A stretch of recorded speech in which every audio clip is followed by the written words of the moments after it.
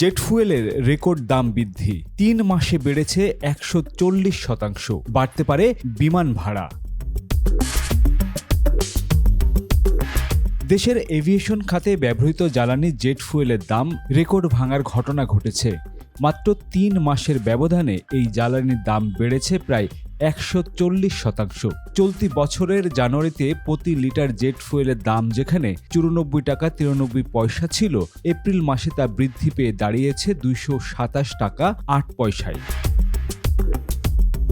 নিয়ন্ত্রক সংস্থা Bangladesh energy regulatory commission জানিয়েছে, আন্তর্জাতিক বাজারের অস্থিরতা এবং মধ্যপ্রাচ্যের বর্তমান পরিস্থিতির প্রভাবে জ্বালানি তেলের বাজারের এই অস্বাভাবিক মূল্য বৃদ্ধি ঘটেছে। 3 মাসের তুলনামূলক চিত্র যদি একটু আলোচনা করি তাহলে বুঝতে পারবেন।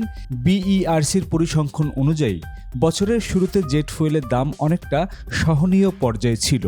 জানুয়ারি মাসে প্রতি লিটার তেলের দাম 104 টাকা 61 পয়সা কমিয়ে 94 টাকা 93 পয়সা নির্ধারণ করা হয়েছিল। ফেব্রুয়ারি মাসেও দাম ছিল স্থিতিশীল, সে সময় মাত্র 19 পয়সা বাড়িয়ে লিটার প্রতি দাম নির্ধারণ করা হয় 95 টাকা 12 পয়সা। ফেব্রুয়ারির শেষভাগে মধ্যপ্রাচ্যে সংকট শুরু হলে আন্তর্জাতিক বাজারে জ্বালানি সরবরাহ বাধাগ্রস্ত হয়। এর সরাসরি প্রভাব পড়ে মার্চ মাসে। প্রথম দফায় 95 টাকা 12 পয়সা থেকে এক লাফে দাম বাড়িয়ে 112 টাকা 41 পয়সা করা হয়। পরিস্থিতি আরও জটিল হলে 24 মার্চ মাত্র 2 সপ্তাহের ব্যবধানে দ্বিতীয় দফায় দাম বাড়িয়ে 202 টাকা 29 পয়সা নির্ধারণ করা হয়। সর্বশেষ এপ্রিলে তা আরও বেড়ে 227 টাকা 8 পয়সায় পৌঁছালো। জেট ফুয়েলের এই লাগামহীন মূল্য বৃদ্ধিকে দেশের এভিয়েশন খাতের জন্য অত্যন্ত ক্ষতিকর ও অযৌক্তিক বলে অভিহিত করেছে aviation operators association of Bangladesh.